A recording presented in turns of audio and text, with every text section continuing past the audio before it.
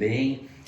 Nós queremos mais uma vez estar aqui conectado com vocês. Vamos transmitir mais uma vez um culto online e eu quero também encorajar vocês a continuarem em fé, né? Hoje eu queria compartilhar uma palavra com vocês que está lá em Salmo 112, versículo 7, que diz assim que o justo não teme as más notícias.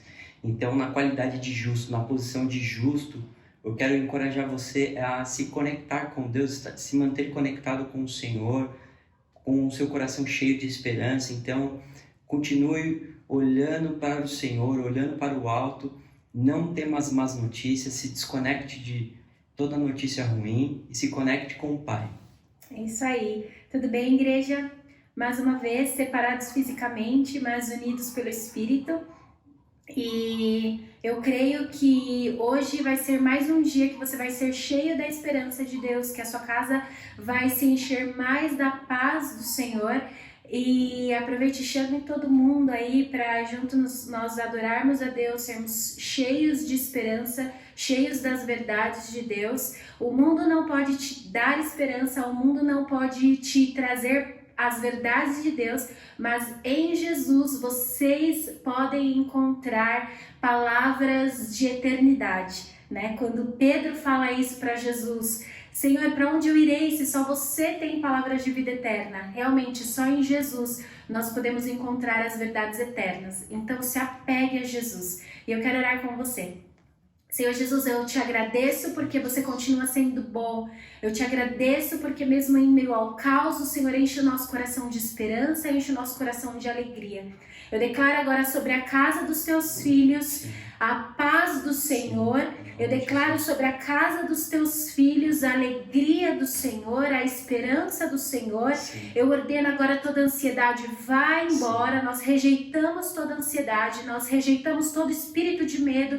Medo, vai embora agora dos corações. Angústia, eu te ordeno, vai embora agora. E que o seu Espírito Santo venha repousar sobre esses seus filhos, venha repousar sobre a casa desses seus filhos, ó Deus, trazendo esperança, trazendo alegria, trazendo as suas verdades, ó Pai. Eu te clamo, Jesus, enche esse lugar agora. Eu não posso estar ali fisicamente nessas casas, mas você está, Jesus. Então preencha essas casas agora com o teu amor, com a tua alegria, com a tua esperança. No nome de Jesus. Amém. Amém. Vamos adorar ao Senhor juntos. Aumenta o som. Isso aí. Esteja empolgado para entregar agora o seu melhor louvor. Amém? Oi, igreja, tudo bem? Hoje eu vou compartilhar com vocês uma palavra sobre dízimos e ofertas. No último mês o mundo ele virou de cabeça para baixo, né? Virou um verdadeiro caos e a gente tem vivido um tempo de muitas incertezas, muitos questionamentos, principalmente no que diz respeito à área financeira, à economia. E eu fiquei pensando como nós, o povo de Deus, o povo que acredita em Deus, como que a gente tem se comportado perante essa situação. Será que a gente tem tido medo? Será que a gente tem andado ansioso? Como que a gente tem se comportado em relação a tudo isso? Olha só o que fala Salmos 4 a partir do versículo 5. Ofereçam sacrifícios como Deus exige e confiem no Senhor. Muitos perguntam, quem nos fará desfrutar o bem? Faze, ó Senhor, resplandecer sobre nós a luz do teu rosto. Encheste meu coração de alegria, alegria maior do que a daquele que tem fartura de trigo e vinho. Em paz me deito e logo adormeço, pois tu, ó Senhor, me fazes viver em segurança. Quando eu estava meditando sobre uma palavra, um versículo, né, a respeito de dízimos e ofertas, me veio uma infinidade de histórias, versículos. Foi até difícil escolher um versículo só para falar sobre ele. A palavra de Deus ela é repleta de promessas e histórias de como Deus, desde o início dos tempos, supriu a necessidade do povo. E com a gente não vai ser diferente. A gente tem vivido um tempo difícil, um tempo diferente, mas essa é uma ótima oportunidade da gente experimentar e provar do poder e da graça de Deus. Não é tempo da gente temer, não é tempo de andar ansioso, não é tempo de recuar. Nós somos filhos de um Deus que é dono do ouro, dono da prata, dono de todas as coisas. É um Deus que nos faz andar em segurança e que nada vai nos deixar faltar. E assim como Ele é fiel, Ele nos chama a sermos fiéis a Ele também. Porque foi por um tempo como esse que Ele nos chamou. Eu vou orar. Pai, em nome de Jesus, nós te agradecemos porque o Senhor nos ensina a viver contente em toda e qualquer circunstância, Pai. O Senhor é quem coloca alegria nos nossos corações. O Senhor é quem nos ajuda a passar por todas as situações. Mesmo em meio a tribulações, é o Senhor, Pai, que nos conduz. É o Senhor que pega na nossa mão e é o Senhor que nos faz passar por todas elas, Pai. Eu já te agradeço, Senhor Jesus, por todas as provisões, Pai, que o Senhor já derramou sobre as nossas vidas, Pai, crendo em todas as suas promessas, Senhor Jesus. É assim que eu oro, Senhor, e te agradecendo. Em nome de Jesus. Eu vou deixar aqui os dados bancários da nossa igreja. Você pode transferir o seu dízimo, a sua oferta, porque a obra de Deus ela não para. Existem famílias que precisam da nossa ajuda. A obra de Deus ela continua sendo feita da mesma forma e a gente continua contando com você. Amém? Que Deus abençoe. Olá, eu quero saudá-lo com a graça e a paz do nosso Senhor Jesus Cristo. Para essa ocasião da Páscoa, esse tempo que estamos vivendo, quero compartilhar uma mensagem, um pensamento contigo. Apesar de estarmos vivendo distanciamento social, apesar de estarmos vivendo uma crise mundial, certamente a palavra de Deus permanece e ela edifica e continua transformando as nossas vidas. Quando pensamos na Páscoa, inevitavelmente nos vem à mente os ovos de chocolate. Apesar e além disso a própria obra de Jesus Cristo, mas principalmente a Páscoa de chocolate. É interessante notarmos e percebermos onde surgiu essa tradição. Na verdade, os ovos de chocolate surgiram na França há um determinado tempo atrás e posteriormente algumas pessoas começaram em alguns lugares do mundo a enfeitar ovos de galinha mesmo e pintá-los e colocar alguns confeitos de chocolates lá dentro. E essa tradição se espalhou e por época da Páscoa, pelo fato de um ovo simbolizar a fertilidade, a nova vida, então começaram a esconder esses ovos para que as crianças procurassem. E conta-se a história de uma mulher muito pobre que então pintou também os ovos para as suas crianças, para os seus filhos, e foi escondê-los, e enquanto os seus filhos estavam lá procurando os ovos, passou um coelho. E a partir daí, então, passou-se a divulgar essa história e que é o coelhinho da Páscoa que traz os ovos, no caso aqui de chocolate. Essa cultura e os costumes que o mundo nos propõe, penso que devem ser mantidos. Não há por que ignorá-los, não há por que rejeitá-los. No entanto, a verdadeira Páscoa, para nós cristãos, a verdadeira Páscoa, para cristãos e para toda a humanidade, está na pessoa do Senhor Jesus Cristo. Paulo, escrevendo aos Coríntios, diz: pois também Cristo, nosso Cordeiro Pascal, o Cordeiro da Páscoa, foi imolado. E eu quero compartilhar um texto que nós encontramos em Lucas, no versículo 14 do capítulo 22. Acompanhe comigo, por favor.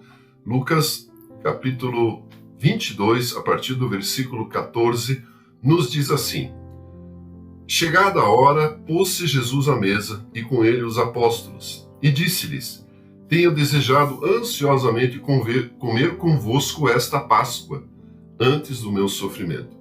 Pois vos digo que nunca mais a comerei até que ela se cumpra no reino de Deus. E tomando um cálice, havendo dado graças, disse: recebei e reparti entre vós. Pois vos digo que de agora em diante não mais beberei do fruto desta videira, até que venha o reino de Deus. Versículo 19, tomando o pão, tendo dado graças, o partiu e lhes deu, dizendo: este é o meu corpo, oferecido por vós, fazei isto em memória de mim. Semelhantemente, depois de cear, tomou o cálice, dizendo: este é o cálice da nova aliança, no meu sangue, derramado a favor de vós. Todavia, a mão do traidor está comigo à mesa, porque o Filho do Homem, na verdade, vai segundo o que está determinado, mas ai daquele por intermédio de quem ele está sendo traído. E assim por diante segue o texto. Quero dar ênfase aos versículos que de fato lançam a nova aliança, o cálice da nova aliança, e chamar a sua atenção para o texto de Lucas, que nos conta que houveram, na verdade, 2 cálices na celebração da Páscoa. E desta Páscoa que, na verdade, dá início à nova aliança e à ceia que nós celebramos mensalmente ou periodicamente. Se considerarmos que Jesus Cristo morreu por época da festa dos judeus da Páscoa, precisamos também perceber que a palavra de Deus nos conta que era uma festa que já existia desde os idos do Antigo Testamento. A Páscoa foi instituída por Deus quando o povo de Deus ainda estava no Egito, escravo, e na verdade na última noite, no dia em que eles estavam partindo dali, na época que saíram dali. A Páscoa foi instituída e conforme descrito em Êxodo capítulo 12, cada família deveria ficar na sua casa, pegar um cordeiro de 1 ano, imolá-lo, ou seja, derramar o seu sangue, colocar numa bacia e passar nos umbrais da porta, para que naquela noite o anjo da morte não passasse ou não entrasse na sua casa e houvesse ali então destruição. E princípios interessantes surgiram a partir dali, que cada família deveria ter o seu próprio cordeiro, ser consumido totalmente, e a família dentro da sua casa protegido e não saísse. Muito semelhante aos nossos dias de hoje, em que devemos ficar em casa. E há um princípio estabelecido aqui. Se Jesus é uma figura desse cordeiro, desde aquele tempo Deus já estava prefigurando que o cordeiro precisa estar inteiramente em nós, ou seja, ele precisa ser completamente consumido. A ordem era bem clara para que nada sobrasse e nós devemos estar totalmente nele. Talvez seja esse pensamento que Paulo coloca aos Colossenses, dizendo que Cristo em vós é a esperança da glória, ou seja, Cristo em nós é a esperança da glória. Portanto, a instituição da Páscoa se deu naqueles dias. Há muitos outros detalhes que não queremos mencionar aqui. O que eu quero dizer é que a Páscoa não existe por causa da morte de Jesus. Jesus é que aconteceu por causa da Páscoa, que foi instituída lá no Antigo Testamento. Interessante notar que Jesus aqui, ele declara aos discípulos que ele desejou muito comer esta Páscoa antes do meu sofrimento. Na verdade, precisamos notar aqui que há uma ruptura, uma divisão na história de Jesus e especialmente das alianças. A Páscoa, tal qual descrita no Antigo Testamento, simbolizava a antiga aliança. Ela dizia referência à antiga aliança e precisava ser lembrada todos os anos. Por ocasião da Páscoa, todos os anos a história precisava ser revista, um cordeiro precisava ser imolado, as famílias se encontrarem, ou seja, para lembrarem aquilo que Deus fez. E Jesus ao mesmo tempo diz, aqui também no texto diz, eu quero celebrar essa Páscoa contigo. Ao olharmos para esse texto, nós podemos perceber que Jesus apresenta um cálice para celebrar a última Páscoa e um cálice para celebrar a primeira ceia. Ou seja, há uma ruptura na história, uma divisão muito clara aqui. Se olharmos para o ritual que havia naqueles dias, e a razão pela qual Jesus celebrou essa Páscoa com os seus discípulos, havia uma instituição que obedeceu algumas tradições que foram sendo incorporadas nos séculos do judaísmo, da religião judaica, e chegamos no Novo Testamento mais ou menos com o seguinte roteiro, segundo os estudiosos nos dizem. Uma vez reunidos, como família ou grupo de amigos, isso era permitido, obedecia-se ao seguinte ritual, havia uma oração e depois o anfitrião molhava um pão sem fermento num molho de água salgada, ou seja, significando todo o amargor e as lágrimas derramadas no tempo da escravidão do povo de Deus no Egito. Tomava-se então um primeiro cálice, e esse era repartido entre todos. Alguns salmos eram recitados, alguns dizem que era o Salmo 113 e o 114, é possível. Depois o chefe da família, ou o anfitrião, conta a história da primeira Páscoa. Todo ano, contava a mesma história. Fico imaginando que meninos, crianças, devem ficar aborrecidos ou deveriam ficar aborrecidos, porque diziam assim, papai, vai contar de novo a história? Eu já sei. E o pai insistia porque era uma ordenança divina. A história devia ser recontada. E na verdade isso é um princípio para nós. A história precisa ser sempre lembrada. A história precisa ser sempre contada novamente para que não esqueçamos aquilo que nosso Deus fez por nós.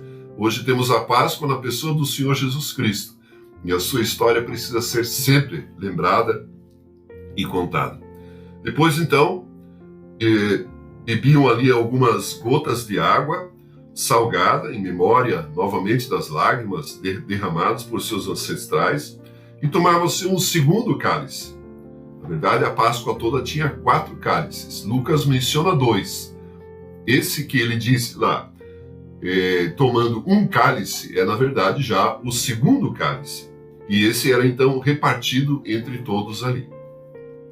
E depois havia uma cerimônia para lavar as mãos, para preparar-se para a ceia. Era uma lavagem das mãos cerimonial, muito provavelmente relativa ao costume judaico. E é nesse momento que provavelmente houve o lava-pés, que é relatado em João capítulo 13. Depois disso, havia um pão a ser repartido e embebido em ervas amargas, e é provavelmente, segundo o contexto dos evangelhos, nesse momento que Jesus anuncia que um deles o trairia. E é interessante notar no texto, na leitura dos evangelhos, que todos se entreolharam e perguntaram: sou eu, por acaso sou eu? Isso quer dizer, meus queridos, que havia naquele grupo discípulos e todos eles potenciais traidores, ou seja, qualquer um poderia fazer. Coube, na verdade, a Judas a inglória tarefa de trair o nosso Senhor Jesus Cristo, porque, de acordo com as Escrituras, isso precisava ser assim. E esse embeber o pão, enfim, tem um significado muito importante. Inclusive, Pedro, que ao ouvir essa história do anúncio do traidor, ele fica preocupado, será que é ele? E tal, e inquieto com isso tudo, e manda perguntar, e pede para João, que está ao lado de Jesus, perguntar quem é. Por acaso sou eu? Quem é? E Jesus responde aparentemente só a João, aquele a quem eu der o pedaço de pão. E, na verdade, Judas provavelmente estava à direita de Jesus, sendo considerado o amigo de honra daquela festa, ou o convidado de honra daquela festa. E o costume, isso inclusive é dos povos semíticos em geral, que o convidado de honra, que está sempre à direita do anfitrião, recebe um pedaço de pão com a carne do cordeiro, que a essa altura já estava na mesa, dizendo e significando com isso: eu não vou te fazer nenhum mal, você é meu amigo e eu vou te proteger do que quer que seja. E Jesus pega esse pão, dá a Judas com essa declaração implícita: eu não vou te fazer mal, eu vou te proteger, você é meu amigo. E disse: o que tem para fazer, faze-o já. E Judas, já incorporado por toda a artimanha, conversado com os sacerdotes, foi então e saiu dali e, enfim, começou todo o processo de traição. Depois então começaram a comer o cordeiro. Isso quer dizer que nesse momento Judas já não estava ali. E partiram outro pão. E provavelmente esse é o pão que está no versículo 19 de Lucas 22. Tomando um pão, tendo dado graça, o partiu e lhes disse: isto é o meu corpo oferecido por vós, fazei isto em memória de mim. E depois então pega outro cálice, e é esse que está relatado aqui, semelhantemente, depois de cear, ou seja, depois de jantar então do cordeiro, tomou o cálice dizendo: este é o cálice da nova aliança no meu sangue. Evidentemente, aqueles homens que estavam com Jesus sabiam exatamente o significado de nova aliança. Significava uma ruptura, uma mudança de mentalidade, um novo tempo que passaria a existir a partir de então, uma nova forma de vida. Eles haviam ouvido Jesus, e mesmo João Batista já antes, ouvir que havia necessidade de se arrepender, porque o reino de Deus estava próximo. Arrependimento para o judeu não é o que significa para nós hoje. Arrependimento, metanoia, para eles era uma mudança de atitude, uma mudança de ações, de práticas de vida, de um estilo de vida diferente daquele que era praticado até então. E Jesus, durante os seus anos de ministério, procurou ensinar isso aos seus discípulos e dizer: olha, há uma necessidade de mudança de estilo, e mostrou qual era esse estilo. Pois bem, Então, aqui está anunciado, então, a nova aliança no sangue de Jesus que seria derramado posteriormente, então. Depois disso, havia, então, um momento ainda de cânticos, a Bíblia, inclusive, diz que cantaram um hino e depois saíram, e para terminar, assim como na entrada, havia um quarto cálice. Então, um cálice já na entrada, um cálice já na saída, e o segundo e o terceiro são esses relatados por Lucas. Ou seja, o segundo cálice é a última Páscoa, segundo o costume judaico da antiga aliança, e o terceiro cálice, relatado em Lucas, é o que dá início à nova aliança. E essa nova aliança é que nos conecta, nos atrela ao Criador, nos reconcilia com o nosso Deus. E é ela que nós devemos preservar, e por causa dela que nós temos a garantia da vida eterna. Um pouquinho adiante, eu quero colocar esse aspecto ainda com relação à aliança. No texto, no versículo 29, Jesus diz: assim como meu Pai me confiou um reino, eu vou-lo confio. E essa palavra confiar, confio, ela está relacionada ao estabelecimento de uma aliança. Isso quer dizer que quando hoje celebramos a ceia, quando celebramos a aliança que nós temos com o nosso Deus por meio do sangue de Jesus Cristo, nós também temos embutido nisso uma responsabilidade que é de manifestar o reino de Deus sobre a terra. Ou seja, nós não podemos ficar impunes, não podemos ficar alheios à responsabilidade que nos foi dada pela força da nova aliança. Isso é pouco comentado, eu vou deixar isso também para uma outra ocasião. Então, na verdade, quero seguir com o relato da Páscoa. Estamos celebrando a Páscoa e devemos lembrar todos os dias, ou todos os anos, pelo menos, sobre a Páscoa. E Jesus continua a sua trajetória de sofrimento, e depois dessa ceia vai para um lugar chamado Getsemane. E no versículo 39 do mesmo capítulo, 22, 39, diz lá que saindo foi, como de costume, para o Monte das Oliveiras, e os discípulos o acompanharam. Chegando ao lugar escolhido, Jesus lhe disse: orai para que não entreis em tentação. Ele, por sua vez, se afastou cerca de um tiro de pedra e de joelhos orava, dizendo: Pai, se queres, passa de mim este cálice, contudo não se faça a minha vontade, e sim a tua. E então lhe apareceu o anjo do céu que o confortava, e estando em agonia orava mais intensamente. E aconteceu que o seu suor se tornou como gotas de sangue caindo sobre a terra.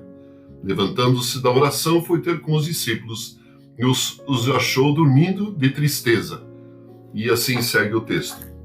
O Getsemane é fundamental e, na verdade, aqui começa o verdadeiro sofrimento de Jesus Cristo.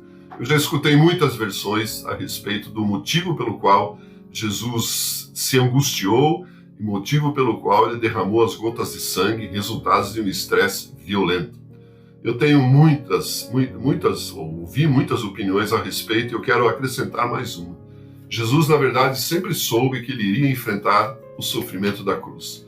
Penso até que Deus escolheu a plenitude dos tempos, como Paulo nos diz, para enviar o seu Filho numa época em que as pessoas, especialmente o Império Romano, as autoridades da época, condenavam seus mortos ao pior sofrimento possível para morrer, que era a crucificação. Deus poderia ter enviado Jesus em qualquer época, onde apedrejavam, outros métodos de morte. Mas a crucificação é considerado um dos mais cruéis, se não o mais cruel, estilo de morte imposta aos condenados para a pena máxima. E Jesus aqui, então, ele declara: Senhor, passa de mim este cálice.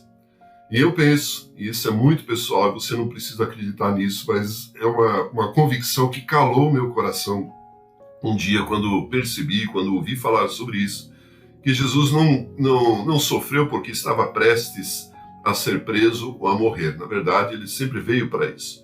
João capítulo 12, versículo 27, João 12, 27, ele diz aos seus discípulos: agora está angustiada a minha alma, o que eu direi eu? Pai, salva-me desta hora, mas precisamente com este propósito, para esta hora, uma outra versão, vim para aqui, ou vim para esta hora. Vou ler de novo. Mas precisamente com este propósito, vim para esta hora, ou eu vim para esta hora. Ou seja, aquele momento já estava preparado desde antes da fundação do mundo, conforme Paulo aos Efésios nos dá a entender. E Pedro nos seus discursos em Atos também. Ou seja, não havia nenhuma dificuldade de Jesus enfrentar esse momento.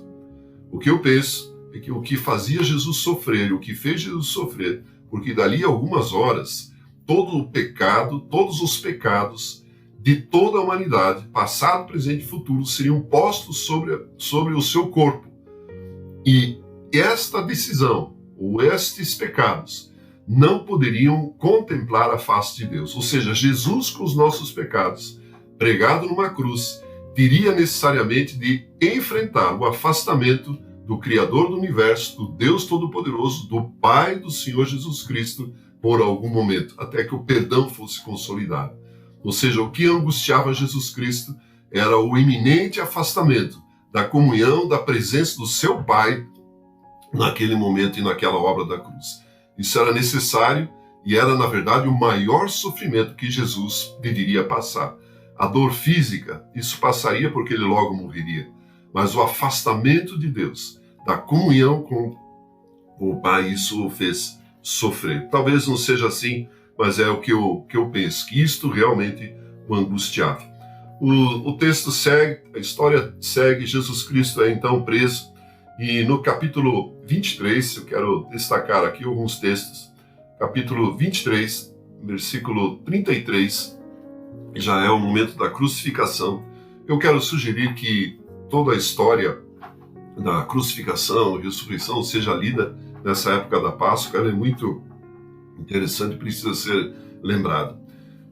Lucas 23, 33 diz: quando chegaram ao lugar chamado Calvário, ali o crucificaram, bem como aos malfeitores, um à direita e o outro à esquerda. Contudo, Jesus dizia: Pai, perdoa-lhes, porque não sabem o que fazem. Então, repartindo as vestes, eles lançaram sorte. O povo estava ali e a tudo observava. Também as autoridades zombavam e diziam: salvou os outros e a si mesmo se salve, se é de fato o Cristo de Deus o escolhido. Igualmente os soldados o escarneciam e, aproximando-se, trouxeram-lhe vinagre, dizendo: se tu és o rei dos judeus, salva-te a ti mesmo. Também sobre ele estava esta epígrafe em letras gregas, romanas e hebraicas: este é o rei dos judeus. E aqui nós temos algo muito interessante para destacar, que Jesus, enquanto esteve sobre a terra, enquanto exerceu o seu ministério, ele nunca deixou, raramente deixou, pelo menos a Bíblia não conta, mas deixou de atender às necessidades da pessoa. Todo aquele que se aproximava dele, por pior que fosse a situação, por mais constrangedor, por mais opositor que fosse, ele sempre a atendeu. Nesse momento, enquanto ele está pendurado na cruz, em que de fato ele poderia, conforme ele mesmo diz, orar e uma legião de anjos viriam libertá-lo daquele momento, ele não atendeu o pedido daquelas pessoas. Ou seja, o povo disse: se tu és o rei dos judeus, desafiadoramente, saia daí, peça ao teu pai que te tire daí. Assim também as autoridades zombando, escarnecendo, dizendo: saia daí. E Jesus quieto. Na verdade, Jesus não soltou nenhum ruído, nenhum sussurro enquanto estava sendo condenado, com exceção das frases ali na cruz. Morreu como um cordeiro que vai ao matador. As autoridades escarneciam e pediam: saia daí, peça ao teu Deus para tirar daí. E Jesus quieto. E assim também os soldados. Então nós podemos perceber que no momento de maior angústia, Jesus não atendeu ao pedido desse povo. Atendeu sim ao pedido do ladrão, daquele que estava ao seu lado, sendo condenado com ele, que reconheceu nele a autoridade. E declarou a ele que naquele dia ele ainda estaria com ele. Jesus então morreu, seu sangue foi derramado inclusive na terra para resgatar a terra desta maldição do pecado. O sangue derramado foi por nossos pecados. Jesus tomou sobre si todas as dores e enfermidades de toda a humanidade, tomou sobre si todos os pecados da humanidade, morreu ali, e em um outro cenário, Jesus se apresentou diante do seu Pai para obter então o perdão dos pecados de toda a humanidade, porque ele é o sacrifício perfeito, o único sacrifício que Deus poderia de fato aceitar, para que os pecados de toda a humanidade, eu quero enfatizar isso, passado, presente e futuro, fossem todos perdoados, aniquilados, abolidos, riscados e nunca mais seriam lembrados. A palavra de Deus no livro dos profetas Isaías e Miqueias falam sobre isso, que Deus não se lembra dos pecados que foram perdoados, aqueles que foram admitidos e perdoados. E nós podemos, eu quero lembrar aí no texto de Pedro, que relata esse momento, e diz o seguinte: este mesmo levou em seu corpo, sobre o madeiro, os nossos pecados, para que nós, mortos para os pecados, vivamos para a justiça. Por suas chagas fomos sarados. Porque estáveis desgarrados como ovelhas, agora, porém, vos convertestes ao pastor e bispo da nossa alma.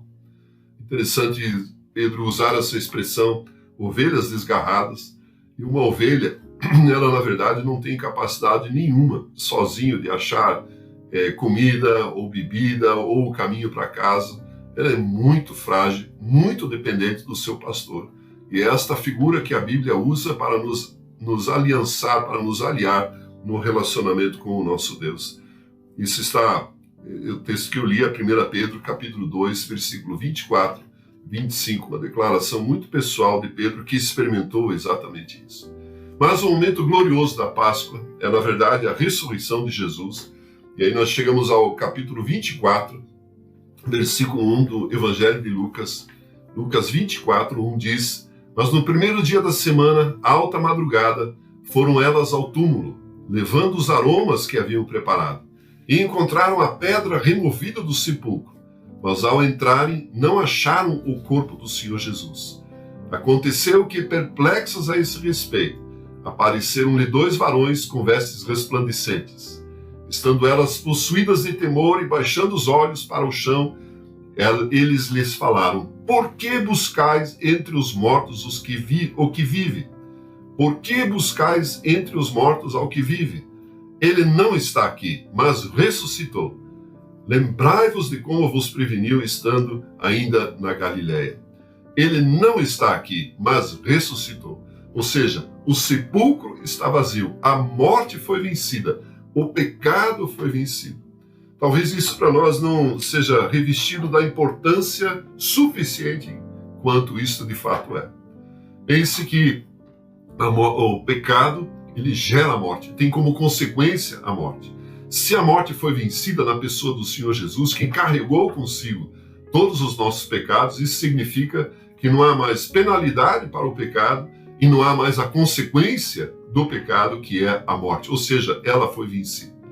Eu imagino sempre essa cena da seguinte forma: enquanto Jesus estava sendo sepultado, estava morto e sendo sepultado e colocado nesse túmulo, num cenário virtual, espiritual, num outro cenário, Jesus carregando consigo todos os pecados, todas as enfermidades e dores, conforme a Bíblia nos ensina, entrou no tabernáculo verdadeiro, conforme Hebreus nos fala, que é uma figura daquele que foi construído lá no deserto, se aproximou de Deus, se apresentou diante de Deus no Santo dos Santos, e com todos os pecados, com o seu próprio sangue sendo derramado, abrindo esse caminho, consagrando através do véu, pelo véu, um novo e vivo caminho, pediu perdão ao Pai, ao Criador do Universo, pelos pecados de toda a humanidade, passado, presente e futuro. E Deus, olhando para o sacrifício do seu próprio Filho, pelo sangue derramado pelo seu próprio Filho, não teve outra solução, não teve outra coisa a fazer, senão declarar o perdão e permitir desta forma que Jesus Cristo, morto, pudesse voltar à vida. Pedro, ao declarar sobre isso, diz que soltas as ânsias da morte, a morte não pôde segurá-lo, teve que liberá-lo, para que todo aquele que nele crê tenha igualmente esta vida. A morte e ressurreição de Jesus Cristo tem um significado extraordinário, espetacular. Isso significa que todo aquele que nele crê tem direito a viver como o Senhor Jesus vive, ou seja, com os pecados perdoados, apesar dele nunca ter pecado, mas ele tomou os nossos para serem perdoados, e temos direito à vida eterna, assim como Jesus Cristo vive eternamente. Jesus Cristo está vivo, o nosso Senhor está vivo. Ele vive para toda a eternidade e nós viveremos com Ele. Esta é a mensagem da Páscoa que nós precisamos lembrar. Atos capítulo 22, que é o discurso de Pedro diante da multidão que eu estava ouvindo, especialmente das autoridades, diz que, sendo este entregue pelo determinado desígnio e presciência de Deus, vós o matastes, crucificando-o por mãos iníquas, ao qual, porém, Deus ressuscitou, rompendo os grilhões da morte, porquanto não era possível fosse ele retido por ela. E a declaração final: esteja absolutamente certo, pois toda a casa de Israel, que a este Jesus que vós crucificastes, Deus o fez Senhor e Cristo. Deus o estabeleceu como autoridade máxima sobre todo o universo. Deus o estabeleceu como o Cristo, que veio com a missão de resgatar a humanidade e reconciliá-la com o próprio Deus e com o próprio Criador, colocando-nos numa posição de honra, colocando-nos numa posição de destaque, para continuarmos a história interrompida lá no Éden, quando Adão e Eva desobedeceram à ordenança de Deus, colocando-nos numa posição de justiça, de retidão, com a liberdade para continuarmos seguindo e com a responsabilidade de estabelecermos o reino do Senhor sobre a terra. Esta é a celebração da nova aliança. Nós celebramos que o nosso Senhor está vivo, que o nosso Senhor está reinando absolutamente, que Ele é o Senhor de todo o universo, é o Senhor sobre as nossas vidas, e é Ele que nós devemos servir. Nós não servimos a heróis mortos, nós não servimos a mártires que já fizeram a sua obra e foram embora. A estes nós talvez devemos reconhecer e honrar, mas nós devemos, sobretudo, servir e honrar ao nosso Senhor Jesus Cristo, porque Ele é o Senhor dos senhores, o Rei dos reis, e está vivo, assentado à direita do Deus Todo-Poderoso, reinando absoluto, e nós servimos a Ele. Somos os filhos do Deus Altíssimo, para juntos com o Senhor Jesus Cristo estabelecermos o reino do Senhor sobre a terra. Eu gostaria que você refletisse sobre a nova aliança, sobre os benefícios que ela nos traz, ou seja, o perdão dos pecados, a vida eterna. O corpo partido do Senhor Jesus celebra a morte do Senhor Jesus para que nós pudéssemos viver. O seu sangue derramado, representado no cálice, representa que os nossos pecados foram todos perdoados, aniquilados, abolidos da presença de Deus. Mas nós temos a responsabilidade ao tomarmos a ceia e ao celebrarmos a Páscoa. Nós somos aqueles a quem Deus designou para estabelecer o seu reino sobre a terra. Eu gostaria de fazer uma oração, permitir que o Espírito Santo de Deus viesse sobre a sua vida para fixar, para estabelecer essas palavras, estas verdades. Querido Senhor, muito obrigado, porque podemos viver uma verdade que estabelece Jesus como morto e ressuscitado, nos dando o direito à vida eterna. Senhor, muito obrigado, porque o Senhor é o Criador do universo, o Senhor é aquele que vive para todo sempre. Jesus Cristo vive para todo sempre e nós viveremos para todo sempre. Senhor, permita que cada pessoa possa celebrar a Páscoa com alegria, não celebrando a morte do Senhor Jesus Cristo porque a cruz ficou vazia, não celebrando a morte do Senhor Jesus porque ele foi sepultado, mas sim porque o túmulo está vazio e o Senhor Jesus reina absoluto no trono que lhe foi destinado pelo próprio Senhor. Jesus, a Ti nós queremos honrar, queremos glorificar, queremos te colocar no lugar mais alto, dizer que queremos te servir, que iremos te servir, porque o Senhor é o nosso Senhor. Louvado, exaltado seja o Senhor. Louvado, exaltado seja o Teu nome. Amém. Que palavra poderosa. Espero que você tenha recebido, gravado em seu coração, colocado em prática todos os ensinamentos passados através da vida do Norberto. E quero também fazer um convite bem especial. Durante toda essa semana nós continuamos tendo os nossos Connects online e toda segunda-feira nós temos uma reunião online de oração pelo Brasil, pelo mundo, pela nossa igreja, pelas famílias. Então eu quero convidar você a entrar em contato conosco através das nossas redes sociais, se você tem interesse de se manter conectado com a gente. É isso aí. E no próximo domingo a gente vai ter um culto super especial de Páscoa. Então esteja preparado, nós vamos juntos cear como corpo de Cristo, como família. Então prepare a sua família em casa para que vocês ceiem juntos e esteja com expectativa daquilo que vai acontecer no próximo domingo. Se lembre, você não está sozinho. É isso aí. Tchau, Abraço, tchau, igreja. beijo. A gente ama muito vocês. Beijo.